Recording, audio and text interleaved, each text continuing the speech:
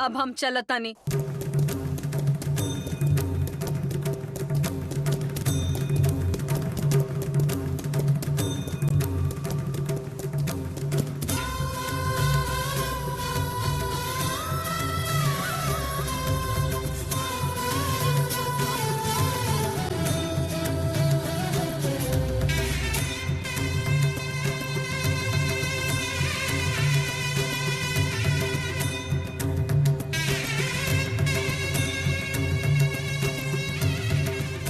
कादम्बरी, कहाँ चल देलू कादम्बरी देवी? तोहरे रास्ता देखत रहनी, तोहरा से थोड़ा बात करे के रहे। का बात बा कहीं? हमरा कुछ काम बा, अभी हमरा निकले के बा। कहाँ निकले के बा तोहरा? तबीयत ठीक बा ना? बात का बा ई बताई।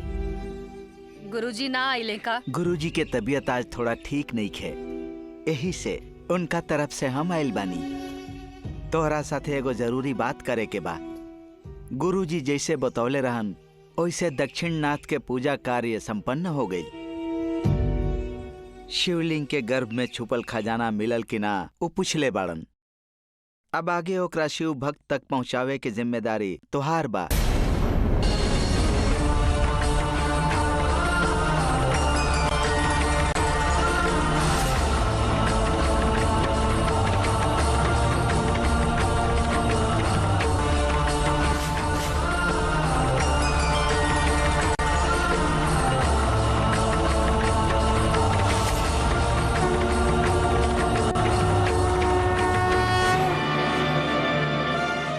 आश्चर्य में मत पड़ा कादम्बरी, एकरा खातिर तू ही उपयुक्त बाड़ू। गुरुजी कहले बाड़े।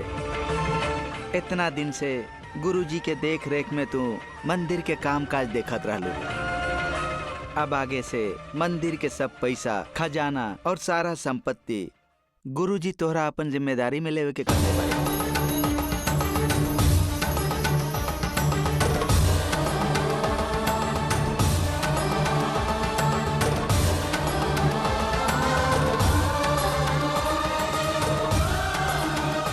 बड़ जिम्मेदारी बा, सोच के बुरा मत माना। ई जवाबदारी खातिर तोहरा से अच्छा केहू और नहीं खे। गुरुजी के उम्र हो गई, तू मना मत करिहा। ई जिम्मेदारी स्वीकार करके अपन कर्तव्य के पालन कर। अब तोहार देख रेख में ई दक्षिण नाथ के पुण्य स्थान में अन्न के व्यवस्था, दान पुण्य के व्यवस्था अच्छा से चली त गुरुजी के बहुत अच्छा लागी। यह उनका आशा बा। हम चलत बनी।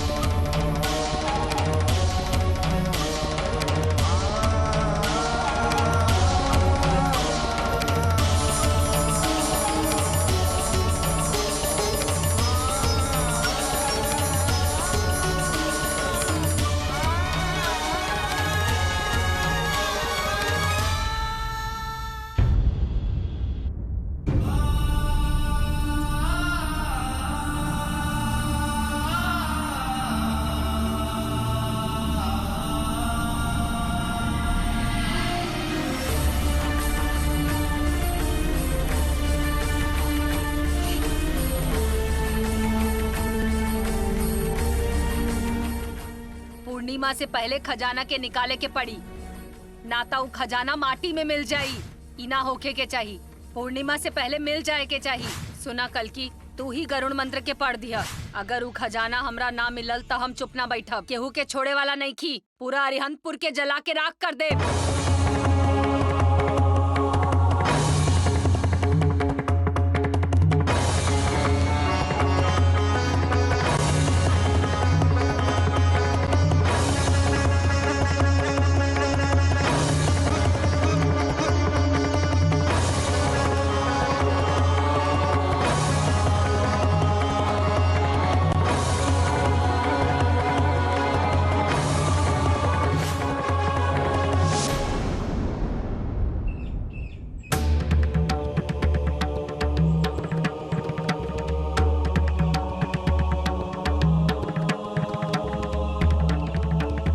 कादम्बरी जी, पहले रुआ अपन मगरमच्छ के आंसू के रोकें, आगे के काम के बारे में बताएं। हमारा चक्रपुरी वापस लौटे के बाद मगरमच्छ के आंसू ना हा कल्कि, पश्चाताप के आंसू हा। ऐसन चमत्कार हो गईल। हमेशा खजाना खजाना करे वाला के लालच के फल मिल गईल। हम तक खजाना के छीन के पावे के सोचले रही, लेकिन दक्षिणातेश्वरू खजाना के ऐसे ही हमरा के दे देले। हम तक कपटी और धोखेबाज बानी। हमरा अपना पे शर्म आवता और उस शास्त्री जी के मुंह दिखावे में भी हमरा संकोच होता। माने के पड़े राउर अखंड भक्ति के कादम्बरी जी। हम देखले बानी रुआ कितना अवसरवादी बानी। इतना दिन से रुआ मूर्ति के चाहत रहे, इससे हमनी के साथे रही। अब रुआ जोन खजाना चाहत रही वो हाथे लाग गए, लेकिन रुआ हमरा बारे में थोड़ा भी नहीं सोच रहल। राउर काम हो गइल बा, यही से खुश हो रहल बानी, खुशी जाहिर कर रहल बानी। हमार चिंता रुआ काहे रही। आगे बढ़ाई अपन विजय रथ के। तू ऐसन बात काहे कर रहल बाड़ा? पहले ही हम दक्षिणातेश्वर के आगे हार गए बानी।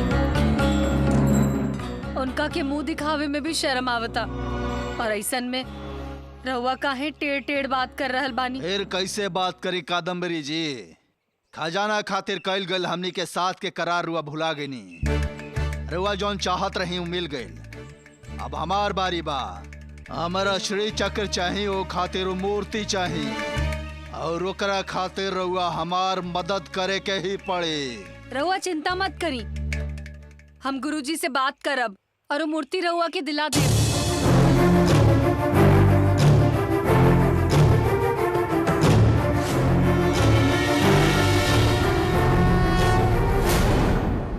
हमनी जे खातिर रहनी उ काम हो गई, अब निकलत आनी। रउआ आवे से हमनी के काम पूरा हो गईल।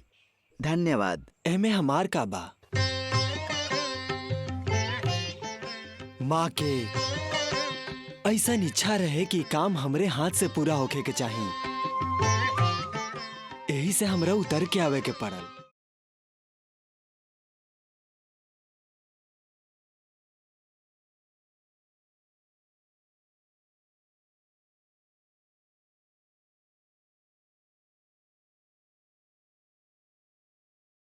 रउआ जौन चाहत रहे उ मिल गईल। खुश बानी ना कादम्बरी जी? का खुशी है का पता। हम जौन चाहत रही बस एगो काम भइल बा, लेकिन हम तो और बहुत कुछ चाहत रही ना। बिल्कुल, कहीं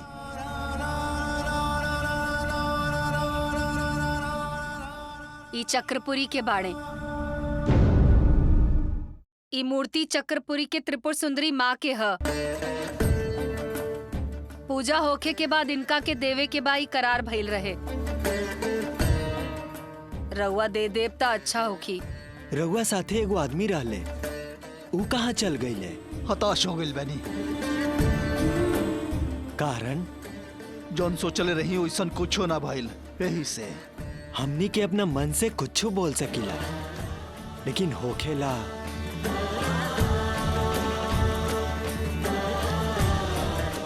उनकरे इच्छा से।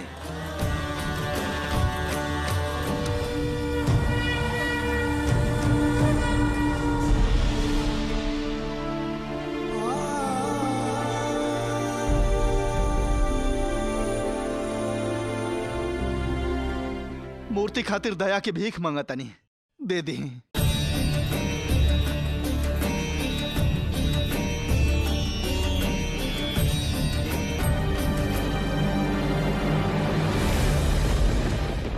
एक मिनट, राउर बात के मान रख के हम पूजा बिना रुकावट के करे देता नहीं।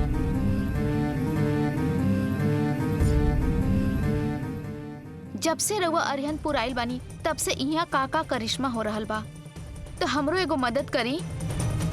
बंगाड़ी से हमर शादी करवा दी ना। जेकर मेल जेकरा से होखे के बा ओकरे से हुई। सुंदरी माँ के मूर्ति के स्थाना चक्रपुरी, वो उहुए जाई।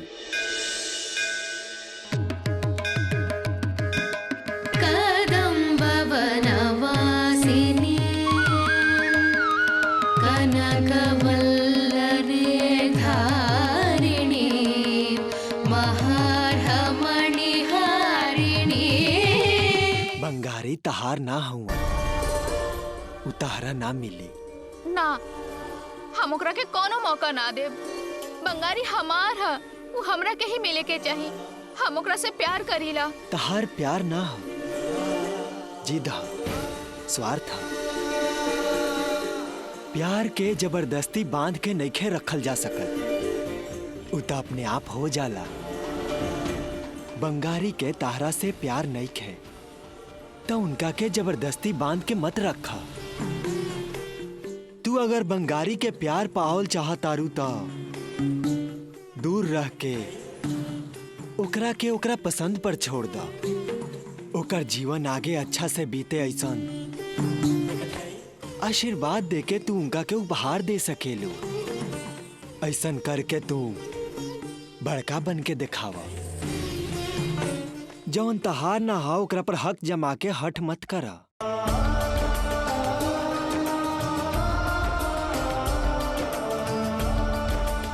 ओकर आशा छोड़ के तू दक्षिणातेश्वर के सेवा करके तू अपन कईल पाप के धो सकत बाड़ू।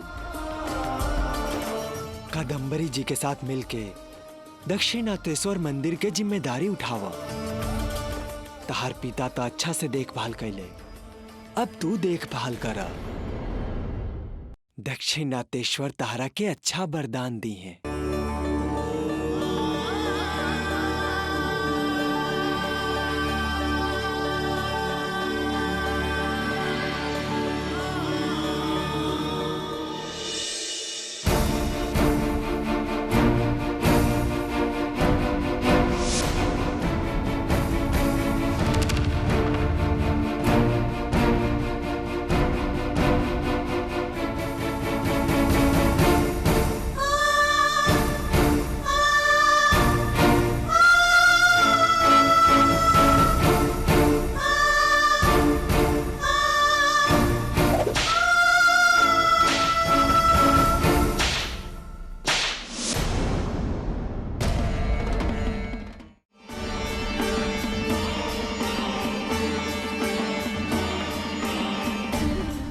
लाली, इतना दिन से हम अपन पागलपन में तारा पे बहुते गुस्सा कैनी। ई सच कहता रे, जबरदस्ती करके जीवन में कुछ भी ना पावल जा सकेला। बाकी अब तारा के हमरा से कोनो भी तकलीफ ना होखी। अब हम दक्षिणनाथ के सेवा करके अपन सब पाप के धोअब। तो हर जीवन अब तहार है, हमरा के माफ कर दी है। बंगारी ना लाली, उनका के मत बुलावा। हमरा में उनका सामना करे के ताकत नहीं। उनकर प्यार के याद ही काफी बा हमरा खातिर, हमारी पूरा जीवन काटे खातिर।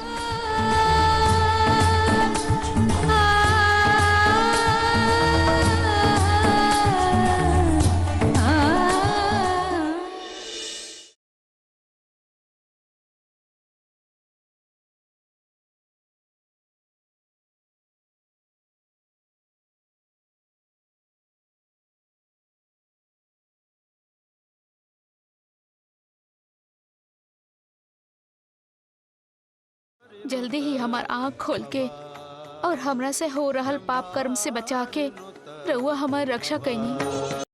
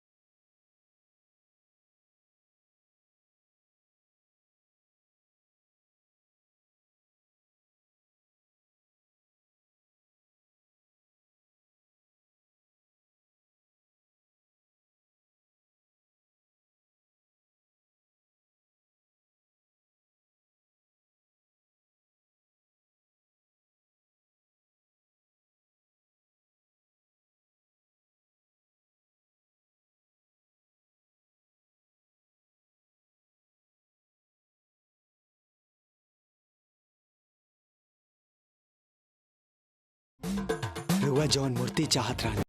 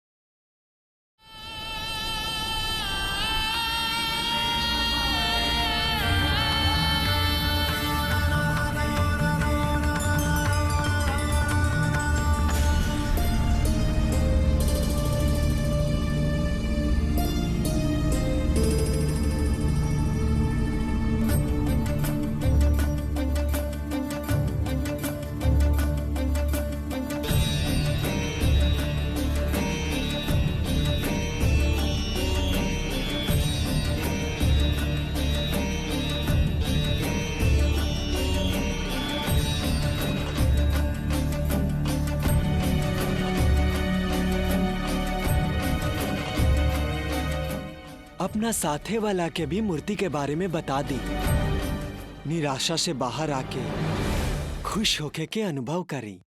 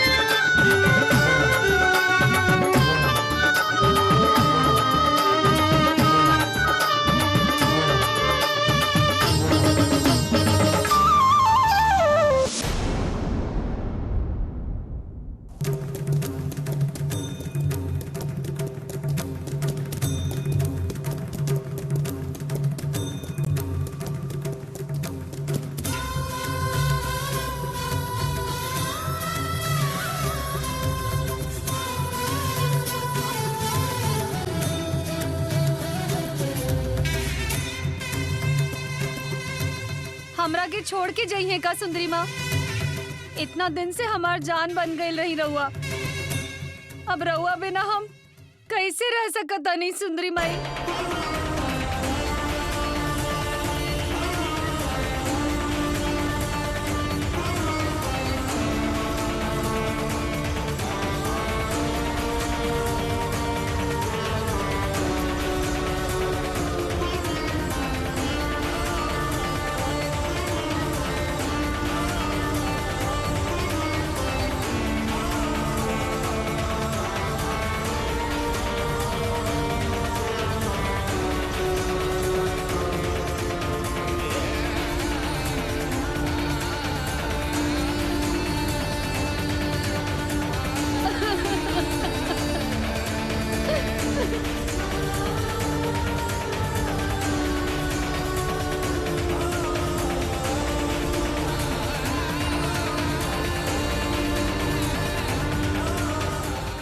लाली।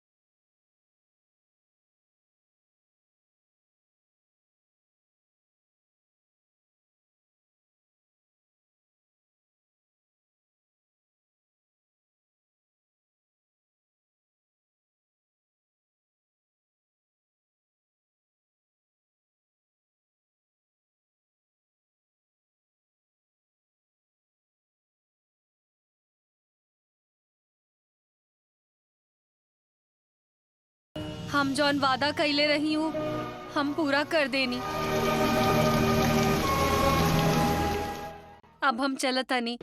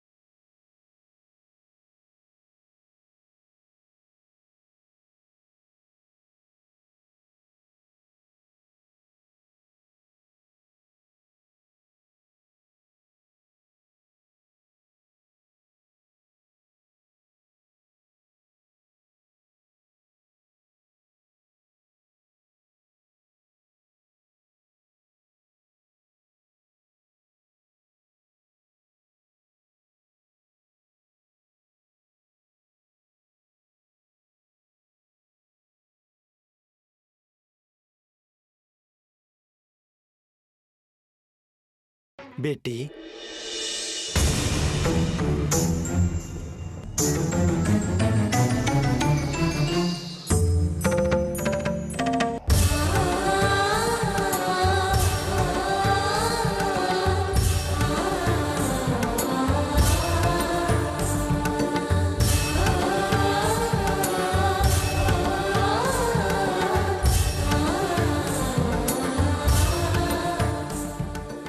ई तहार सत्य कर्म के मिले वाला फल है। तहरा ही मिले के चाहे। संभाल के एकरा के स्वीकार कर।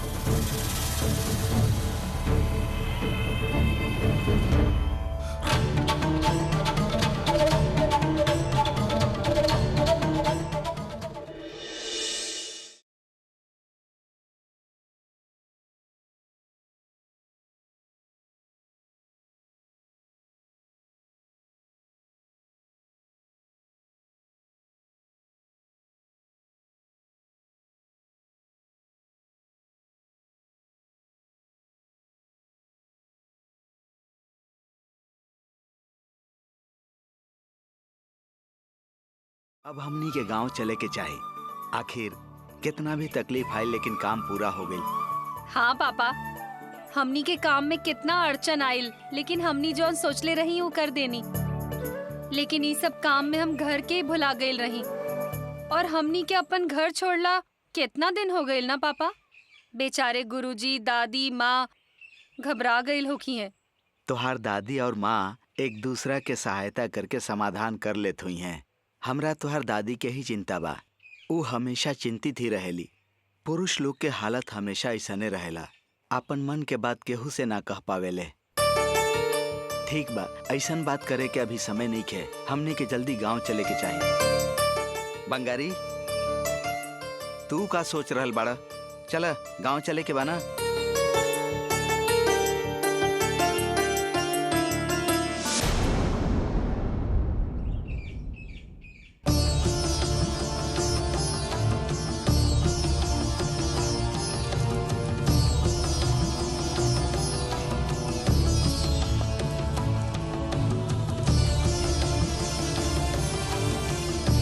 फिर का आयल बड़ू देविका? अब हमनी से का चाहिए? रास्ता छोड़ो, हमनी के गांव जाता नहीं। पहले ही जाए वाला के रोक रोक के हम बहुत गलती कैले बानी। फिर से वो गलती ना करब बंगारी। वो दिव्य पुरुष के बात सुने के बाद हमरा सब कुछ समझ में आ गइल रहे ना कि केहू के ना सतावे के चाहिए।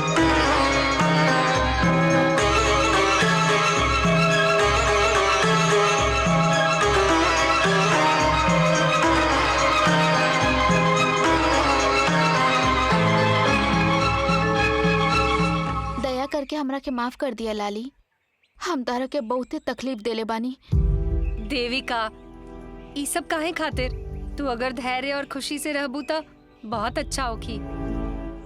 हाँ देविका, तोरा से हमनी के एह बात पर कोनो नाराजगी नहीं है। जवन समय पर जवन होखे के संजोग होखेला वो होके रहेला। हमनी में से केहू ओकरा रोक ना पावेला। जानबूझ के बार बार गलती करे वाला के कोनो प्रायश्चित ना मिलेला। हम एगो बिना माँ के बच्ची हैं। जौन कुछ भी हम प्यार से मंगनी उ हमरा के कबो ना मिलल। हमेशा आदेश दे के ही पहले बानी। यही से तो हमरा में गुस्सा और जिद बहुते ज्यादा बा। हमर बाबूजी कहत रहलन एक दिन ई सब तारा खातिर बहुते बुरा होखी, बाकी हम उनकर बात ना सुनी। हमके उनकर बात सुन लेवे के चाहत रहे। बिना माँ के पलल बढ़ल बाड़ू नो बेटी, यही से ही सब हो गई। अब तोरा अपन गलती के एहसास हो गई ना, सब कुछ ठीक हो जाई। अपन बाबूजी के ध्यान रखिया, उनकर जिम्मेदारी भी तोहरे बा। माताजी दक्षिणनाथ सब ठीक कर दी हैं। हम रउआ लोग के साथे इतना हिंसा और अन्याय कईनी, तब वो रउआ चाहता नहीं कि हमरा साथे अच्छा ही होखे। एकरे से राउर अच्छाई के पता चलता। रउआ जैसन कहानी हम अपन बाबूजी के देखभाल करब, उनकर अच्छा बेटी बन के रहब।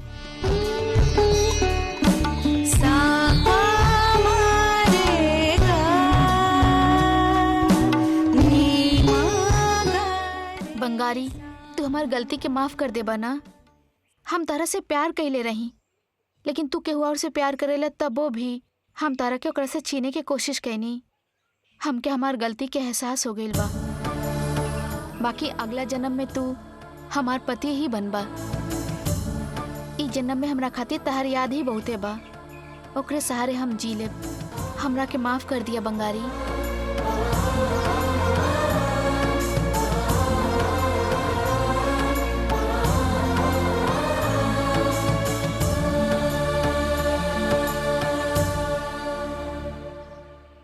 हर बार पूछला प कि श्री चक्र कहाँ बा। ए मूर्ति के देखावत रही हमार माई।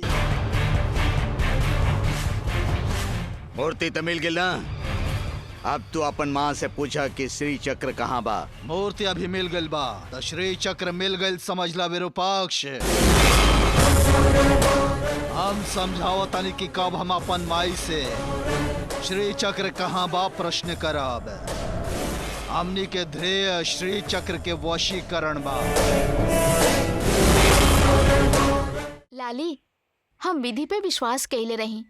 विधि ही अंतिम होखेला सोचले रही, लेकिन विधि से बढ़ के देव के इच्छा होला आज पता चलल। ये सब सच्चाई है।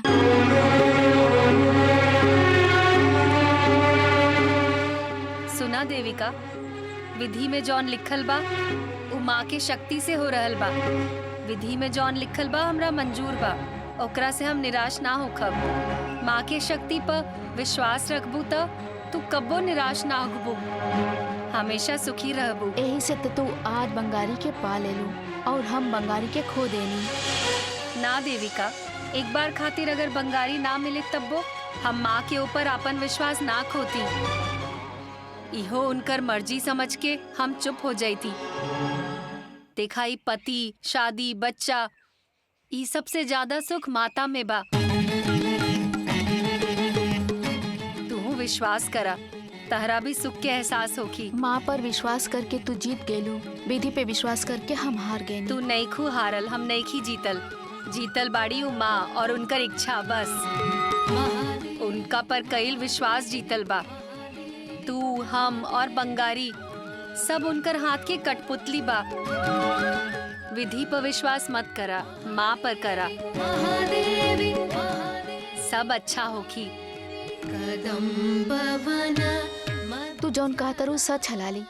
विधि से बड़ा भगवान बाड़े आज हमके पता चल गई, और आज से हम माँ के ही मानब, माँ के ही पूजा करब।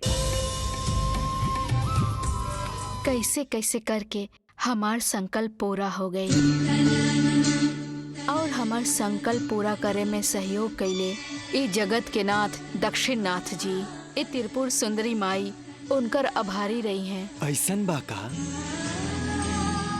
अखंड कोटि ब्रह्मांड रउआ में समाइल बा। रउआ हमरा सामने हाथ जोड़ा।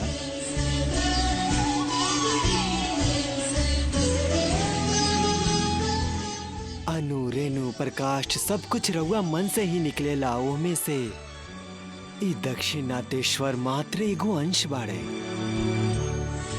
पार्वती के सखा पति होके रउआ सती के हाथ जोड़ सकतनी का? हम तो राउर साथ चले वाला हैं। अप्रत्यक्ष होके सती हो सकतानी, प्रत्यक्ष में ता जगत जननी बानी रउआ।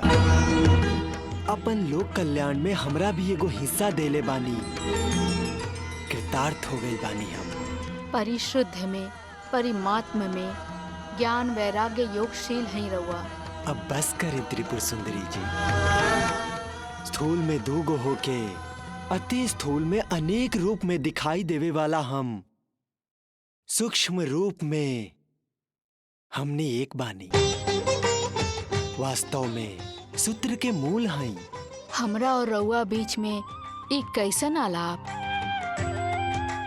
दक्षिणाथ के ई त्रिपुर सुंदरी का है? त्रिपुर सुंदरी के बिना ई दक्षिणनाथ का। प्रकृति और पुरुष के एक होखे पर ई जगत पूरा होखेला। ऐसे भी हमार संकल्प के पूरा होखे खातिर दक्षिणनाथ और त्रिपुर सुंदरी के साथ होके ही रही हैं। यही से तो दोनों सता हो गईले। उता सच बा। हमनी के जौन काम से आयल रही उ काम अच्छा से पूरा हो गई। ठीक बा, हमरा रउआ से एगो प्रश्न बा। उ कहा? रउआ श्री चक्र के लाली के हाथ में समर्पित कर देनी, उ काहे?